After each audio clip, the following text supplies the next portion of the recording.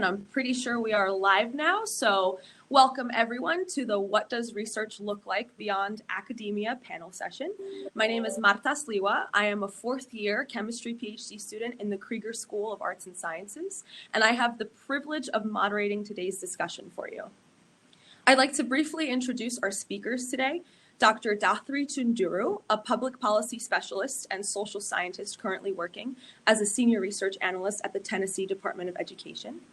Dr. Lee Hughes, a industry advisor at Riot Games, the developer of the popular League of Legends game. And Dr. Svitlana Volkova, a senior research scientist of data sciences and analytics at Pacific Northwest National Laboratory. I'd also like to take a moment to thank these fantastic individuals for giving up their time to contribute to our inaugural Horizons Conference. I'm so excited to be here moderating this discussion, and I really look forward to our conversation today. So welcome, and welcome to all of our viewers. For our participants, please feel free to ask questions that are relevant to the moderated discussion within the chat feature or the discussion feature in Brazen. I'm going to do my best to incorporate them into our discussion as we go. But remember that for the last 15 or so minutes of the panel, if time allows, we'll have an open floor for any questions that you, our viewers, may have. So don't be shy, think of anything you want to ask, and remember to use that upvote feature to get questions that you see that have already been asked answered. So to get us all started, I wanted to point out that all three of your experiences are outstanding examples of taking multiple interests and passions and making them into a career. And that, to me, is absolutely amazing. Could you tell us a little bit about yourself, give us some background perhaps about your education and experience, and how you ended up where you are? So for this question, we're going to hear from all three speakers. Dr. Volkova, let's start with you, please. Hi, pleasure to be here, and thank you for this great introduction. Okay, so I'm thinking where to start. So first of all, I was born in Ukraine. I came to the US 12 years ago. And I came here on the Fulbright scholarship. I got my second master's from Kansas State University, and then I started my PhD at Johns Hopkins. I have a PhD in computer science, and during my PhD, I was working on developing natural language processing and machine learning models for social media predictive analytics. And that's how it all started. So after my graduation, and 5 years ago, a little more than 5 years ago, I joined Pacific Northwest National Lab as a scientist. And since then, I've been there. I celebrated my 5 years there last month. And what I have been doing is very related to my PhD, but at a different level. So since then, I led as a principal investigator, I led 2 big DARPA programs. One is called Social Sim, about simulating social behavior. And one was called Ground Truth, that deals with AI and causality. So if you ask me, what do I do now? And what is my research about? I lead and build teams to develop artificial intelligence-based analytics to describe, predict, and prescribe human social systems and behavior to solve a variety of national security problems. So I have been leading research and leading research teams for multiple agencies, including the Department of Defense and the Department of Energy, mentoring students, hiring students, working with interns, mentoring junior scientists, and leading multidisciplinary teams of engineers and data scientists and researchers, mathematicians, statisticians. So that's where I am at this point of my career, and I'm super happy to be here. Thank you, Dr. Volkova. Dr. Hughes? Hi, everyone. And Marta, thank you again so much for having us here. So I am Dr. Lee Hughes. I work in strategic advisory at Riot Games. Riot is a multimedia publisher, best known for our video game titles like League of Legends and Valorant, though you may know about our virtual K-pop group KDA or the many comic series that we've published. Now, my job is to help product owners to make good decisions about things, which involves a variety of skill sets like hypothesis testing, structured problem solving, critical thinking, and a lot of relationship building. Within strategic advisory, I specifically work in the research discipline. So I also field surveys, run player labs, build large-scale research projects, and analyze all the results of those efforts. Before I came to Riot, I got my PhD in counseling psychology from Virginia Commonwealth University. My program involved clinical work, teaching, and research. And I knew even before graduate school that I wanted to work in the gaming industry. I have been a gamer my entire life. But I knew that that was a stretch goal. I knew it was ambitious, and I knew that I needed to be trained to work in other fields, lest I find myself pigeonholed and jobless, because, you know, the gaming industry is a really competitive industry to be in. So hence, you know, the PhD in counseling psychology, which I think is arguably one of the most flexible higher degrees that you can get. It wasn't actually until my final year of my PhD, during my clinical internship, that I realized that many of those kind of pathways that counseling psychology really lent itself to, like clinical work and academic research, weren't for me.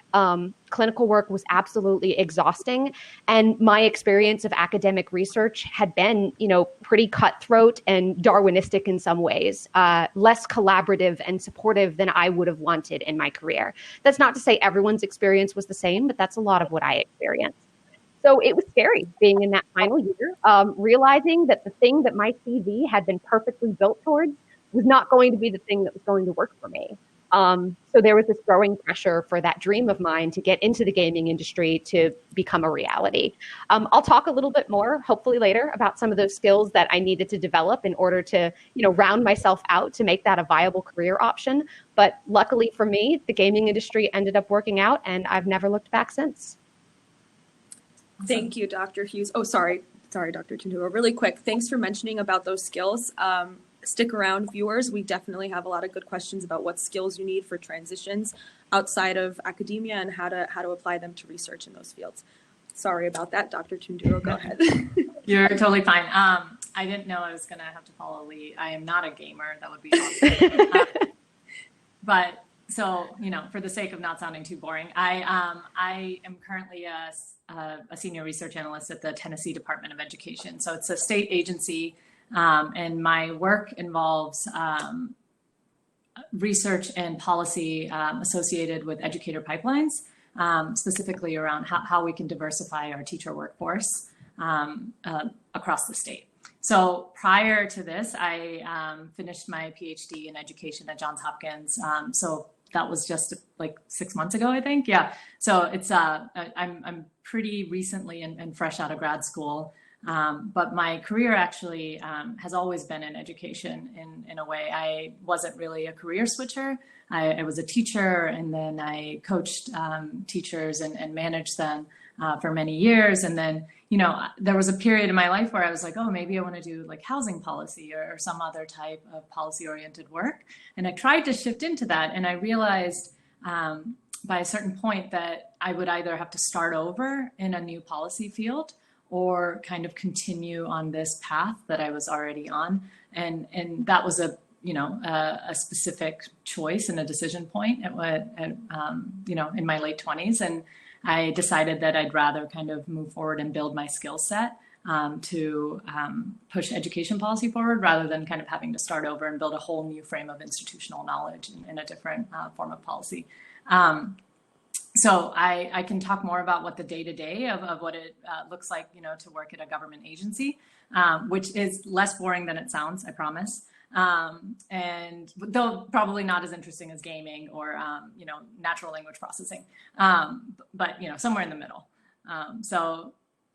Anyway, I'm excited to be here, and I want to thank all the viewers for joining today. Thank you all so much for very honest answers and insights into how you became what you currently are and how you got to where you are. Leading out from there, probably one of the most intimidating aspects of a multi-step career path are those transitional points and taking that next step and going through that transition that an individual will undergo during his or her career and entering a new career area. And you have all done so very successfully.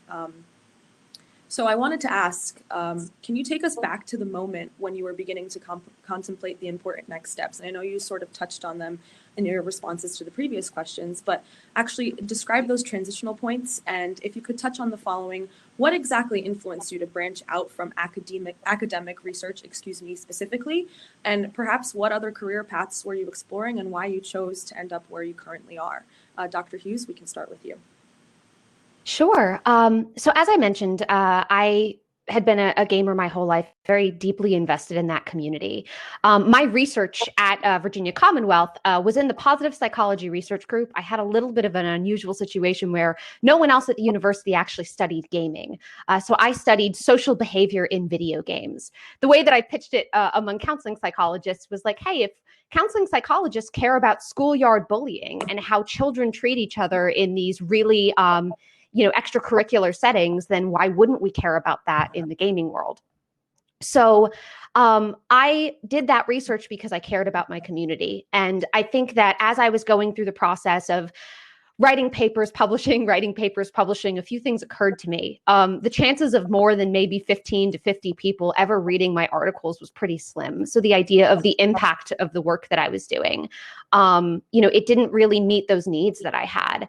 I was growing the ever frustration with reviewer number 2, which felt like, some of these arbitrary judgments from people who in many cases didn't have that expertise that was really needed in what was really a newly blossoming field of studying social behavior in gaming. So in terms of the research, it was also, by the way, incredibly hard to get grants for studying gamer behavior unless you are studying its links to violence. So those on the research side were some of those major realizations that I had. I distinctly remember the moment that I realized that full-time clinical work was not going to be something that I could do. I remember walking home from internship one day and getting a phone call from my best friend and looking down at my phone and thinking, oh, geez, I really hope she doesn't need me right now emotionally. And that was just that moment for me realizing that if I couldn't be the type of friend, partner, daughter, sister that I wanted to be because I was emotionally exhausting myself at work, this wasn't going to be the thing for me. So as I mentioned in my introduction, there became this really strong push to say, okay, if this isn't going to be it for you, there's got to be something else. So within my CV, I'd gotten quite a record of doing teaching and teaching assistantships, having had full responsibility for courses. That could have been at a university level that I might have wanted to teach, or, there is still that dream somewhere in the distance of living like in a loft in Spain and teaching English somewhere with my cats. Like that's still, were I not married, that would still be the dream right now. There was even a part of me that had considered, I've been an artist my entire life. It's how I paid a lot of my way through grad school, doing commissions. So there was, the very last case scenario, like, okay, am I going to be someone with a PhD who makes art for a living entirely unrelated to my field? But really, as I mentioned, there was that common thread throughout that I really wanted to pursue gaming. So I kind of kicked my butt into gear. I watched YouTube videos constantly about what user research looked like. I read a lot of self-study books about like lean UX research.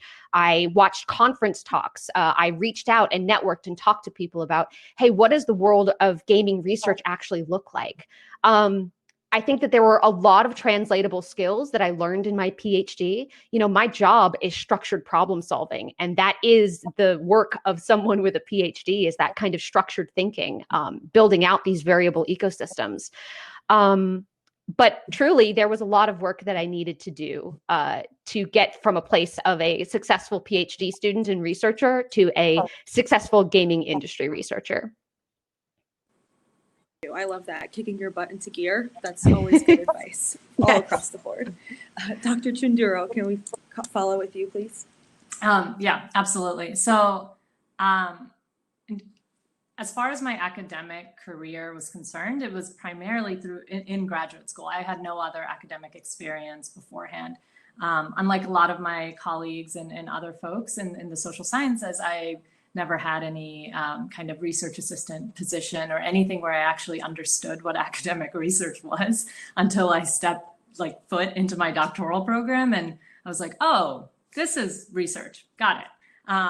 and prior to that, I kind of thought research was this like nebulous thing where you just sat around and really thought about big questions and ideas. I don't know that I even really read an academic paper until I started my PhD program, which I am now, I think, now that I've finished, can admit fully. But prior to finishing, I probably wouldn't have admitted that so openly. And so the idea of what academic work was, what it was, what it required was so foreign to me. I'm, the only person in my family, within my friend group, that has a PhD, and besides obviously the, friends I've made in my program since then. And so I actually didn't even know what it meant to construct a career in academia. And so when I entered my PhD program, it was primarily my approach to it was about building a set of skills. And it was about developing a different analytic set of tools to approach the problems I cared about.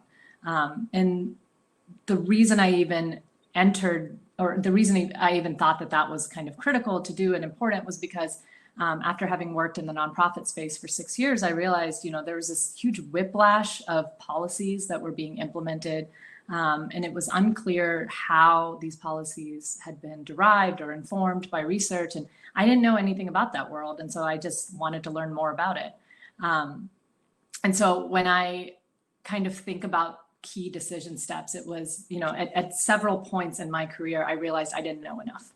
I needed to know more. I needed to learn more. And I didn't have the tools to be able to address the problems that I cared about. And now that I have finished, I'm like, oh, well, I should know everything now, right? Like I know exactly how to solve the problems that I care about. And obviously that's not the case. But if anything, what graduate school and academia have taught me is that journey of constantly stopping and realizing you are perhaps inadequately prepared to address the next set of challenges is a lifelong journey. And going through academic work and the process that all PhDs kind of go through, which is, approaching or thinking about a problem, thinking about the root causes, trying to figure out what evidence and information can help address the situation, right? And then being rejected over and over again for your ideas. You're like, oh, this is my solution. Oh, you hate it. Got it. Let's rewind and go back to that. Like that process of, or that cycle, right? It's so critical for addressing any problem in the world. And I think Lee put it best when she said her work was about structured problem solving, right? And I would add that it's sometimes very unstructured as well, right? Like sometimes it's chaotic and it's like, okay, I'm just gonna like grasp at things and see what works. And that's really kind of, that's been an evolution in my career and life. And so, but if I had to say like, what defined each transition point, it's that place of like getting to a problem and realizing like, I don't actually know how to solve this right now. Let me figure out how to build my toolkit and then also reach out to folks that can help address this issue. Love that. It's definitely, I think, something that a lot of PhD and grad students and postdocs all across the board can resonate and relate to, not knowing how to tackle something and trying to strategically think like, how can I address this and how can I pivot to make it better for myself and my career, but also do something that I really enjoy doing. Thanks for that. Dr. Volkova? Yeah, I can second that. I think this is extremely important, and that's your cohort, your networking abilities will play and always played, at least in my life, a huge role. So when I 5 years ago, when I was looking into what am I going to do next, the obvious choice, I still wanted to do research. I knew that I want to do research. I love publishing. I love solving unsolved problems and solving it as a team. What was super helpful 5 years ago, and it's still the same, nothing changed, just different like size and level, right? So networking, you have to leverage these connections. I've been going to in computer science, we go to conferences, and I've been going to so many conferences, talking to so many people from industry and from academia, and I knew that I probably want won't go to like pure academia. I want a mix, and that's where I ended up. Even though I interviewed at all of the big companies, and I had to make tough choices by coming to the national lab. And I have to admit, 5 years ago, I did not know much about the national lab. There is another side to my decision. My husband got a position with the national lab, and he also graduated from Hopkins. He's an environmental microbiologist, and being in the national lab for him was a big deal. And I also interviewed in the lab. I had a few more choices, and I never regretted my decision. It was the best decision of my life. We have a 2.5 years old right now, and that's sometimes what drives your career choices. But I think creating this environment where you have these opportunities and you have these choices, networking with people is extremely important in any stage of your career. So I would say publishing a lot, being known in your community, it gives you this network and gives you these collaboration opportunities. And also what's important, passing it along. So I think what is important is not only taking, but also giving. And that's what I think I'm doing, enabling and mentoring more junior people and helping them to make their decisions, and learning from more senior people how to make decisions. So I guess network is what's really important during your transitions. Great, thank you for that.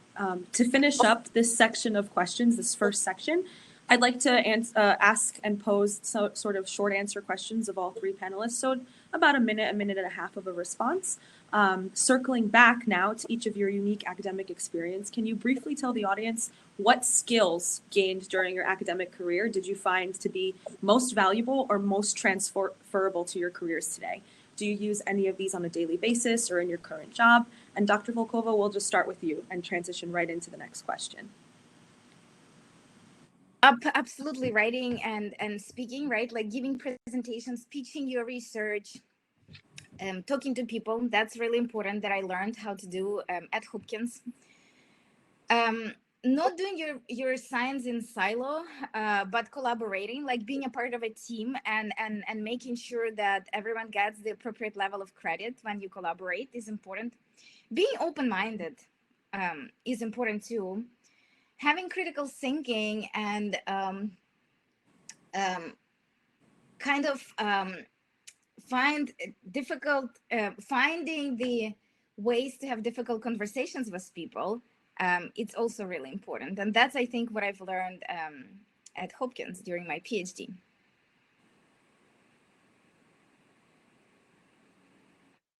There, I had to unmute myself. Dr. Chunduro?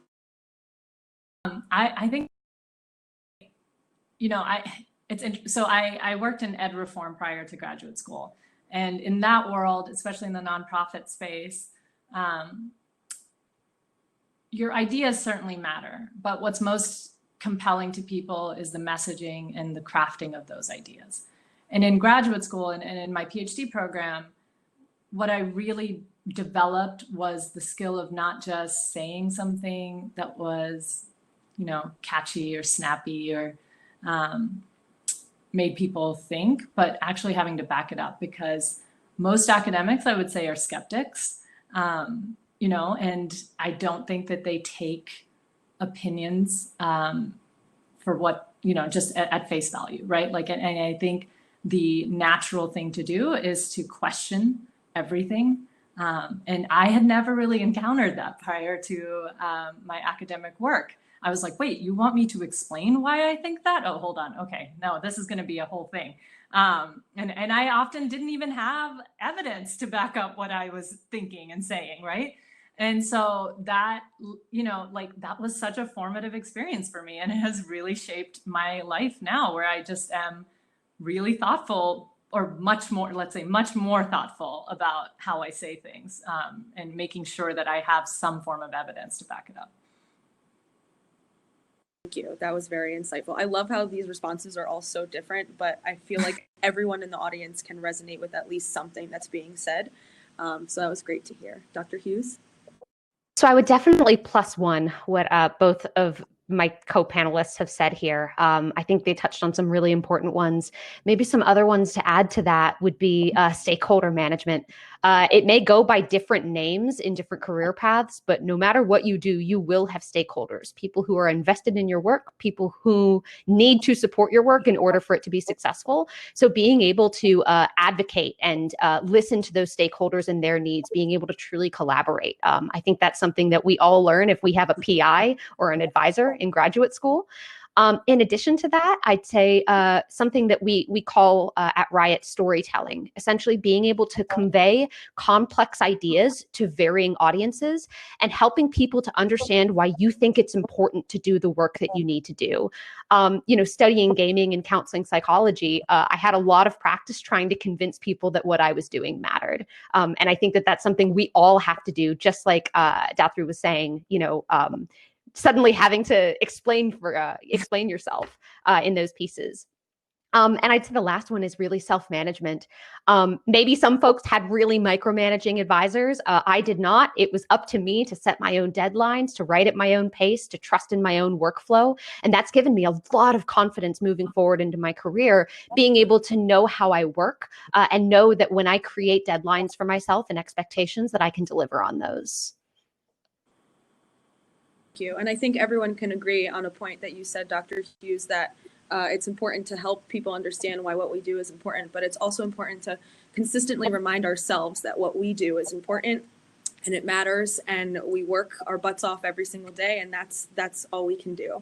So thanks for all of that insight. Now, on the flip side, are there any skills that you wish you had acquired during grad school or focused a little bit more on or spent more time cultivating that would have further helped you in your transition? Dr. Hughes, we'll just start right off with you. I think some of these are pretty generalizable to a lot of different fields, and some of them are more specific to mine. One thing that comes to mind is in academia, the focus on doing research was to have as impenetrable of a methodology as possible. Use every resource that you possibly can, so that way when you publish this paper and send it to that blasted reviewer number 2, they're not going to try and poke holes in what you've done.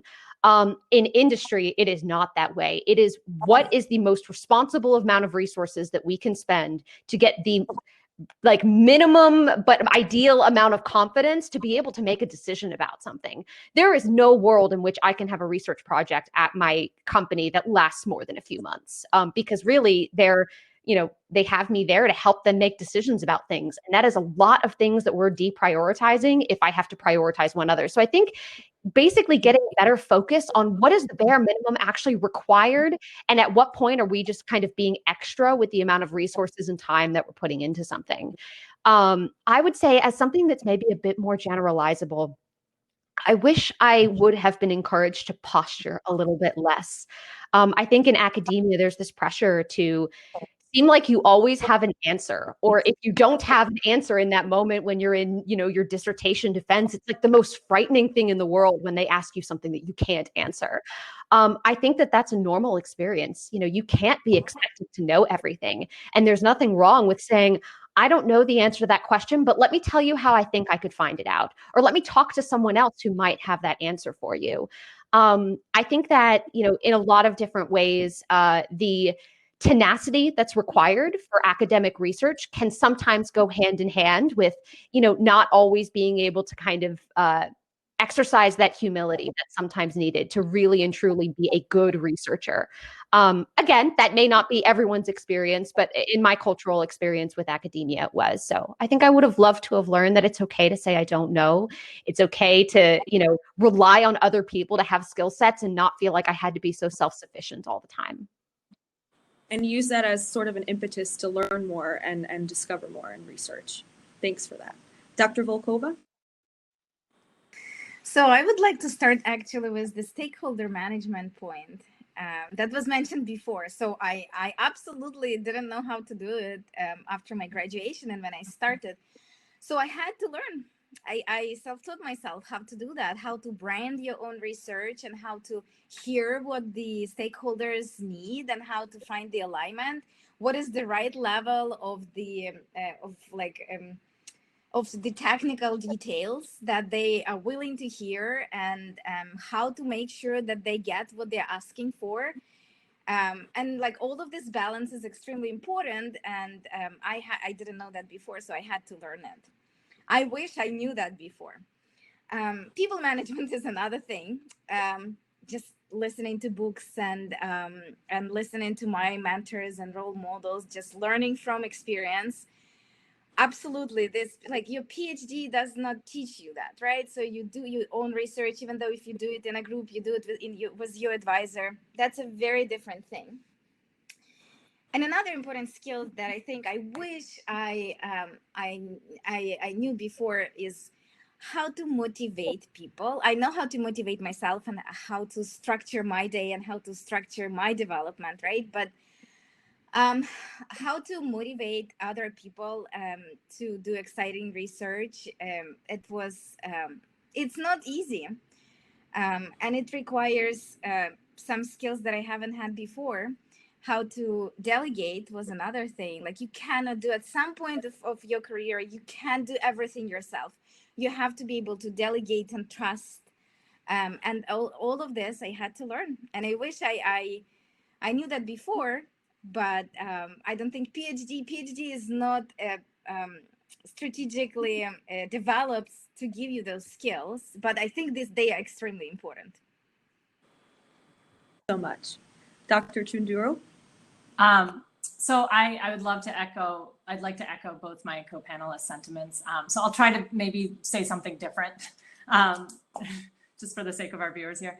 I think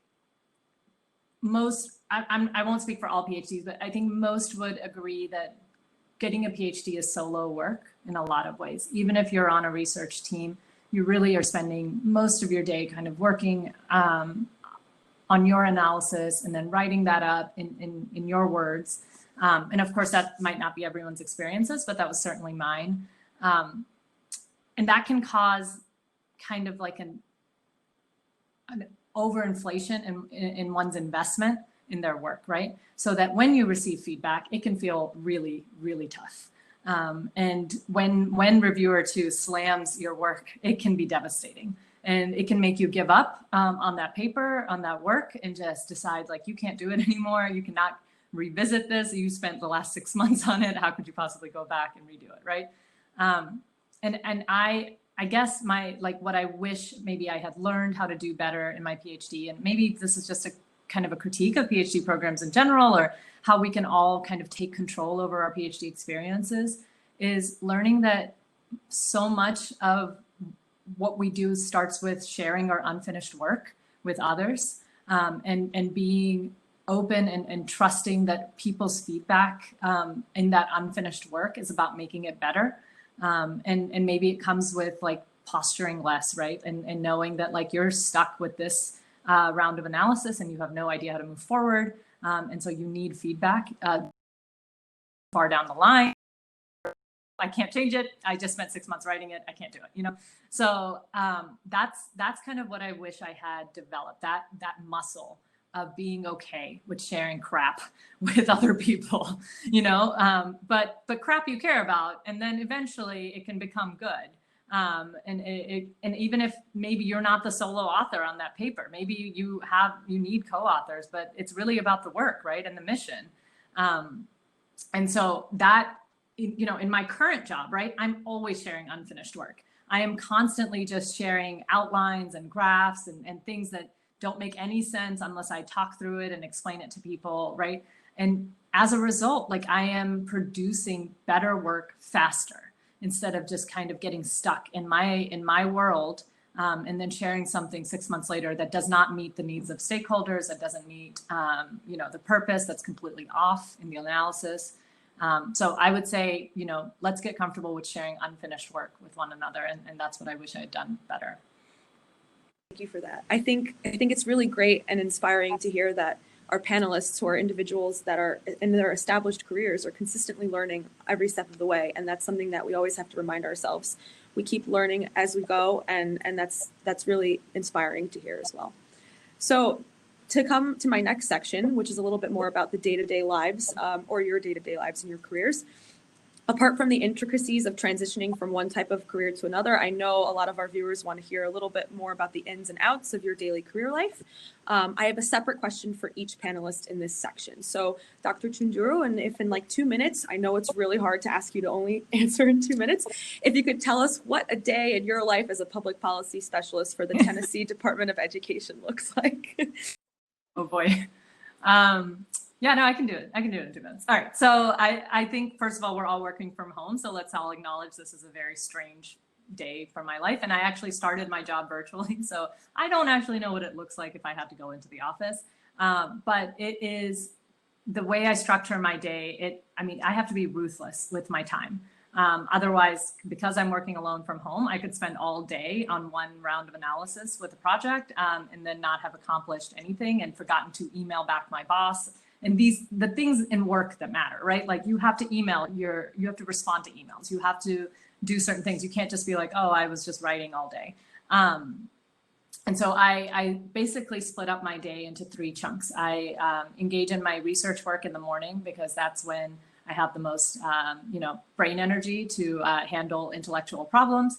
And so this is where I'm like reading papers and conducting analysis on, our educator data across the state. And then the midday is mostly meetings and engaging with different stakeholders, like everyone's mentioned. So for example, today I had a meeting with my team, and then where I presented some findings and got feedback on that unfinished work. And then I also sat in on a State Board of Education meeting where I helped develop one of the proposals for a law that's about to be passed, hopefully, on how to increase educator diversity in the state.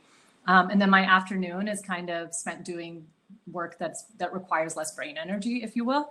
And so that's like answering emails, that's, having conversations one-off with folks on my team, trying to figure out next steps for different programs. So if I don't structure my day kind of in that way, right, I can spend an entire day and not know what I accomplished, which I think we can probably all empathize with. So was that 2 minutes? Is that good? Perfect. That's perfect. Thank you so much. I know it's really hard I would love to speak extensively for like 45 minutes about each of these questions because there's so much great information that you guys have to share. But unfortunately, obviously, we can't do that. Okay, so continuing with this theme of everyday life, Dr. Hughes, I've learned that you are a fantastic cosplayer, artist, and musician. Can you tell us a little bit about how you prioritize pursuing your hobbies while also maintaining a successful and busy career? I can see that your creeping was very successful. So yeah, I would say the biggest part of that is trusting in my workflow. I am someone that will readily admit that my work is based very much on flow experiences and binging when I'm capable of it. There are some days where I will work for 8 hours and get 2 hours worth of work done. That's a hard one to say. There are other times where I will work for 3 hours and get a week's worth of work done simply because I know how to lean in and not lean in. So I found that whenever I'm feeling in the mood, frankly, sometimes that's at midnight on a Thursday, I will hunker down and get my work done. Sometimes Tuesday at 3 o'clock, I'm just like, I am not feeling this. I'm going to go play my piano for an hour. Now, granted, I'm very privileged there. My work allows me to create my own schedule in a lot of ways. And as long as I attend the meetings that I need to attend, a lot of the other time around that is extremely flexible. So that's one huge part, is just really learning to lean into my workflow and lean out when required. A second part of that is, frankly, cutting out anything that does not add a positive experience to my time. I don't Netflix binge. I don't, doom scroll. Granted, maybe a little bit more in the past week than usual, but, I think that's understandable. Whenever I engage with media, I try and do it in a way that feels really good for me and adds to my, sense of worth and esteem and positive feelings. So that has really allowed me to have more free time than I thought, because it helps to cut out all of those things that are kind of mindless dragging. I think the last part of it is just reframing it. Hobbies are not wasted time. Hobbies are the things that help to replenish your soul. So that way, when work gets hard, relationships get hard, or things get stressful, you're able to come at it with a sense of confidence. And, as we said in therapy for a long time, you cannot pour from an empty vessel. So I'd say a combination again of cutting out what you don't love or isn't required, really valuing the time that you have, and leaning into those workflows. I think those are probably the best ways that I do it. Thank you so much for that. Okay, and now for Dr. Volkova. You are a very well published and decorated researcher with a truly impressive list of publications that has continued to grow during your post-academic career. Can you tell us a little bit about the research you currently conduct and the work you do? Anything and everything from experimental planning to manuscripts and write-ups. Is it different from or similar to what you produced as an academic or while you were in grad school? I think it's on the one hand, it's similar. I still do natural language processing research and machine learning and AI in general. I'm still studying human social behavior, but I studied for different missions. So there is the stakeholder that has the mission, and I am doing my research, which is very applied right now, to support the mission. Oh my gosh, your question was so fast. So in terms of, okay, I can tell you more about what we're doing. I would say I have 4 main branches of my research. One is a new research that I established here in the lab. I call it content intelligence. So it's using AI to understand everything about content, including its context, from open source data. And it ranges from misinformation to disinformation, different kind of predictive modeling of human social behavior. The second branch would be AI model evaluation. We know that AI or deep learning is not really explainable or interpretable. It's really not robust to adversarial attacks. So this is the second branch where we develop visual analytic techniques and other approaches to look more into these unexplored or underexplored areas of AI. The third one is forecasting. So how can we use open source data to forecast the future? And it can be influenza outbreaks or COVID recently, or for example, cryptocurrency price, right? How can we take people interactions and their behavior on GitHub and Twitter or Facebook, and how can we use this to forecast the price of cryptocurrency?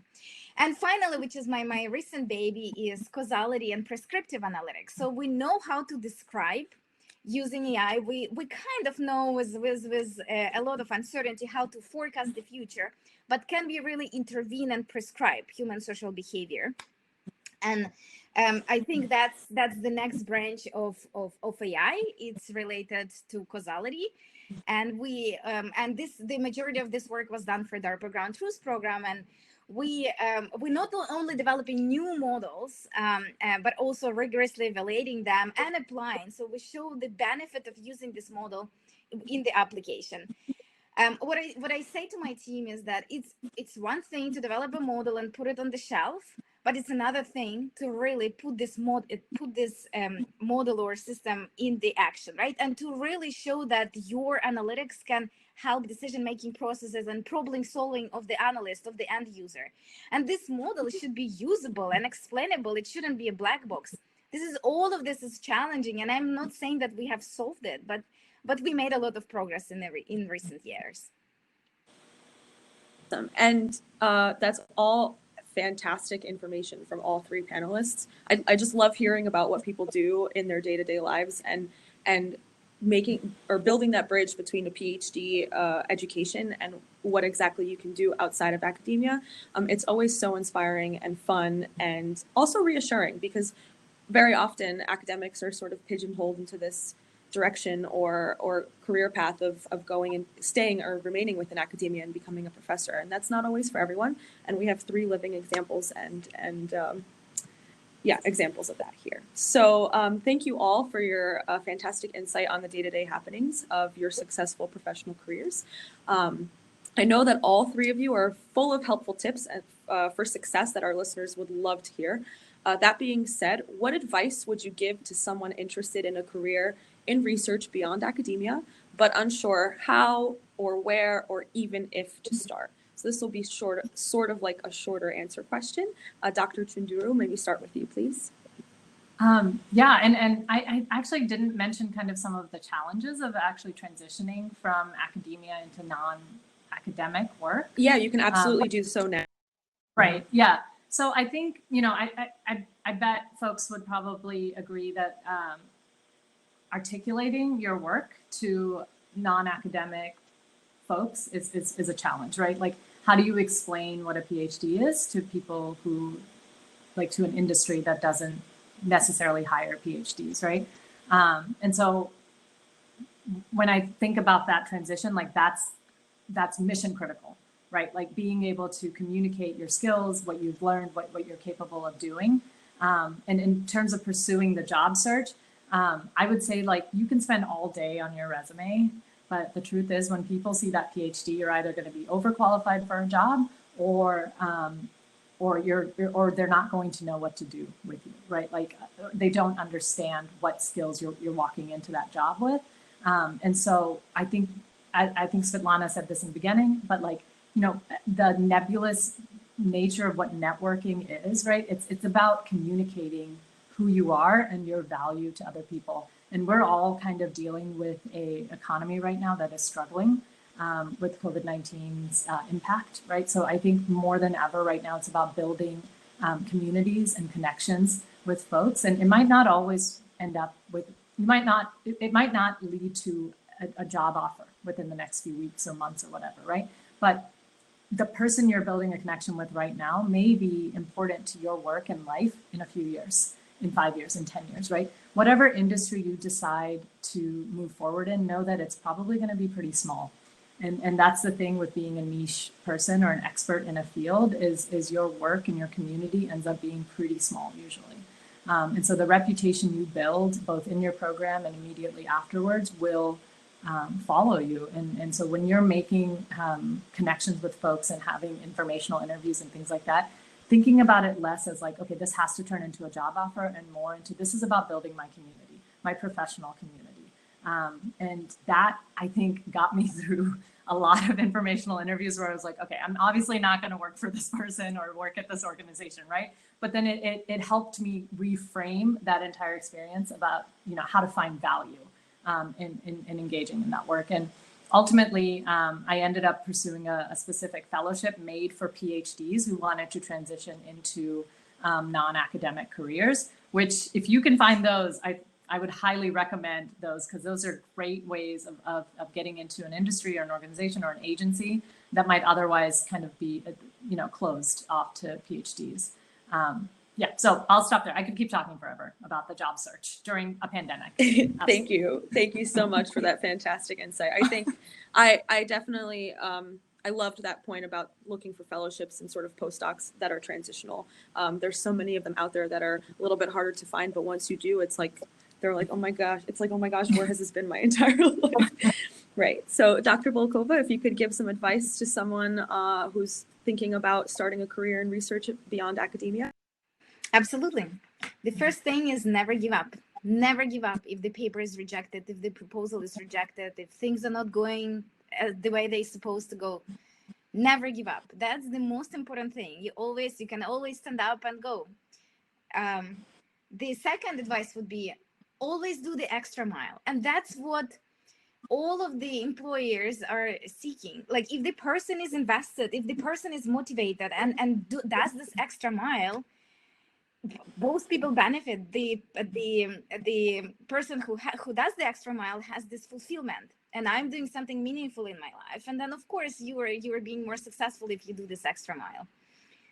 Constantly learn. I haven't done deep learning when I like during my PhD. I primarily was working on machine learning, and deep learning was just like emerging, and I had to totally learn everything from scratch, all of the tools, all of the models, everything when I started in the lab. So always learn and always try to stay on top of things. It's really important to know who is doing what in your area, to know your competition, to know what are the next forward-looking problems. Reviewing papers, just reading papers, just staying on top of things, and give. So the last one would be not only take, but give. this is really important. It also gives you fulfillment and satisfaction. And I think this is really important. Thank you so much. Dr. Hughes, advice from you, please. Sure, I'll pick two and I'll keep them quick. The first one is a bit of a plus one to what Svetlana was saying. Do not be afraid to fail, and absolutely do not be afraid to try again.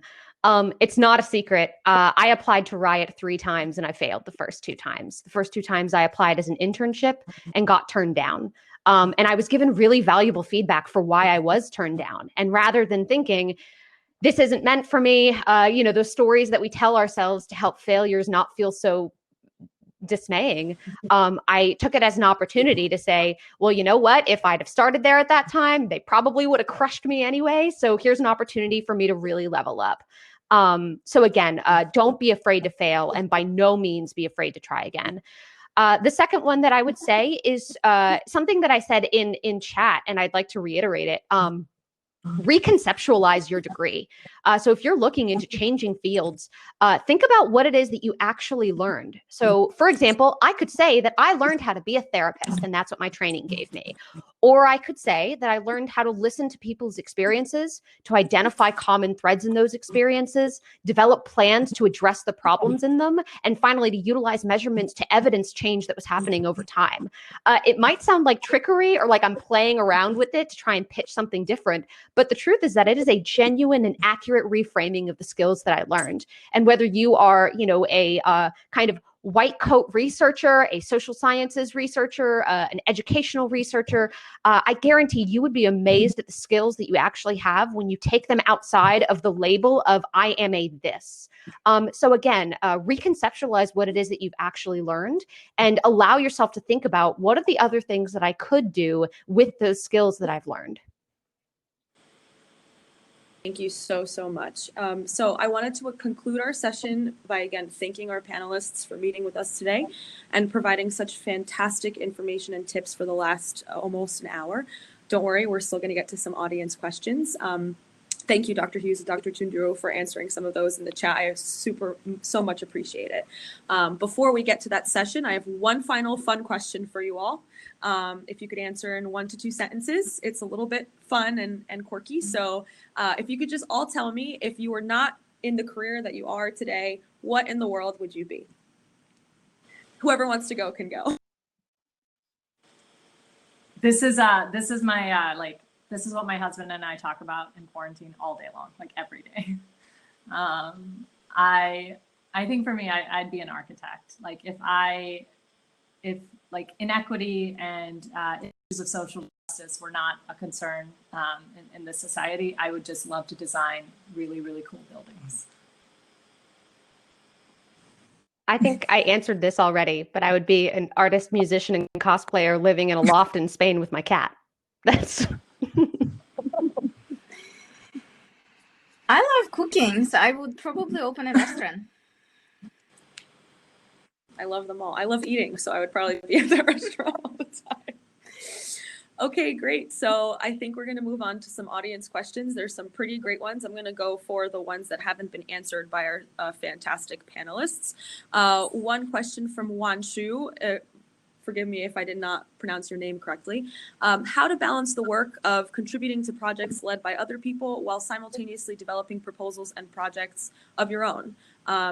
Maybe there's some advice on how to transition from one sort of mindset or approach to work from one to the other. Open to panelists, whoever wants to attack this question in a few minutes or a few sentences. I can jump in here. So Sure. that's the advice I give to the people I work with. So I would say at least meaningfully to really develop your own research portfolio, 50%. So if you can devote 50% of your time on your projects and then contribute, you absolutely have to contribute to make sure that the portfolio is broad enough. And you're learning different things from different people, as well as you contribute to different research projects. So I would say 50%, at least 30, no less than 30, because it will be really through growth if you're really not working on your portfolio. So between 30 and 50. great. I do see a few questions about tailoring academic CVs, looking for internships. This one was specifically directed to Dr. Volkova, but I'll leave it open to everyone about your internship at Microsoft. But some viewers are interested in how you were able to secure internships or some sort of transitional positions going into your careers. And do the panelists have any tips on how to identify the right internship and company and how to prepare for the interview process when you do figure out what you exactly want to do? Do you Maybe want Dr. me to? Tunjuru can, yeah, anyone. I will let someone else speak and then I will add. Yeah, Sure. I can go. I Okay. mean, I'm just coming off kind of the job search process. Great, awesome. I would say preparing for an interview is about not just pitching yourself, but ensuring that the organization or company you're interviewing for also pitches itself to you. And I think it can be easy to kind of walk into a job and be like, I don't care what it is, please just give it to me, I will do it, I don't care, right? Especially if you've had a long and frustrating job experience, right? But I think it's important to know that you're not going to be successful in a job you don't care about. And with a company or an organization you don't care about. It's pretty hard to do that. And so it can be tempting to just kind of take the first job offer or kind of take a job with an organization because it's prestigious or whatever it might be, just because it's like, oh, I'm not going to find a better job than this, right? And so figuring out how to make that alignment happen in that interview is really key, I think, right? You can spend 30 minutes coming off as the most experienced, qualified person, right? But if you don't also feel compelled to work there, then it's not going to be great for either you or the person interviewing you, right? And so I think that's about doing research, right? Like looking up everything you can about that company and that organization, talking to folks who already work there. I just cold messaged people on LinkedIn, and it is surprising how many folks will actually respond and be like, yeah, sure, I'll talk to you about that. And I think using your alumni networks is one of the best ways to do that. Just finding, so it's literally on the LinkedIn search bar, look, typing in Hopkins and then the company you want to work at, right? And finding those folks and just sending kind of messages to each of them and being very transparent about what you want to know, what it's like to work there. And it was very surprising how many folks actually responded to me and wanted to chat. And so that was very helpful in learning the nature of an organization, so that when I walked into interviews, I was sure that I wanted to work there. And then when I made a pitch for myself, it felt mutual in a lot of ways. Thank you. So that's a Dr. great Volkova? question. I was really trying to remember, how did I get my first internship at Microsoft Research? And I don't remember. It was kind of 10 years ago. But I think Bill Dolan, my mentor, who became my lifetime mentor, he was my internship mentor, he reached out to me. And then I did 3 internships there. And the reason I got the second and the third is because I rocked in the first one. And then I was basically doing the extra mile. I was basically just doing my best and trying hard and enjoying what I was doing. In terms of how to land an internship, don't hesitate to reach out. I would say, COVID is not helping anyone. Conferences is where you learn about companies, about their research. That's where you meet people. Right now we have virtual conferences, so don't be afraid to, if you think that your research is well aligned with Google's research in this specific group, you should just reach out. You can do it through your advisor, you can do it by yourself. Through your advisor would probably help more, but just please do not be afraid to reach out to a person. Yeah. Much. I have one more question. Maybe perhaps Dr. Hughes can answer. Does networking get tiresome? Seems extroverts have the advantage here. Any advice for introverts? Or if anyone classifies themselves as introverted on this panel, I don't know if I would, so I can't really speak to this, but maybe some advice for introverts who don't really like networking. Yeah, so I would say that, well, to be clear, I am right on the line of an ambivert. Every time I have ever taken the Myers-Briggs typology, I am either 1% introvert or 1% extrovert. That tends to surprise people because I'm a very bubbly human. But all of that being said, I truly do believe that networking is essential. And I do believe that there is a certain degree of disadvantage that people who don't like peopling will have in fields if they are not really inclined towards networking. That being said, I think it's important to keep in mind, balancing out that human interaction. If you have a conference going up and you're going to need to charge up your social meter, then that's something that you can do. If that means that chatting very specifically about the work is going to be something that's more helpful to you than the kind of chit chat banter that people seem to think is essential for human interaction. Just knowing your own limits there, I think, can be really important. Also, chances are that a lot of people who attend those conferences are not extroverted people too. They are there because they want to further their careers and network just like you do. So there can also be, a way of approaching someone after a conference and saying, hey, I'd love to connect with you, but frankly, this conference is exhausting. Do you mind maybe if we exchange emails or LinkedIn information or something like that? So again, charge your battery up because you're going to have to deplete it a little bit, and give yourself that respect of drawing those boundaries. And again, acknowledge that you are not alone. Many, many other people. I've never known someone who got into research because they're like, I love interacting with humans all day, every day. So you're probably not alone. You so much. And unfortunately, we have to call time. It's been an amazing 60 minutes with all three of you and all of our audience. Thanks, viewers, for the great questions. I had such a fantastic time. This was my first time moderating, and I had so much fun. Hopefully, I get to do this in the future again. So thank you again for coming, and hopefully I will be in touch, maybe to get a job somewhere soon. Bye, Thank you, everyone. Martha, you did a great Bye. job. Absolutely. Thanks, Marta. Okay, I think I still see you because we've stopped broadcasting.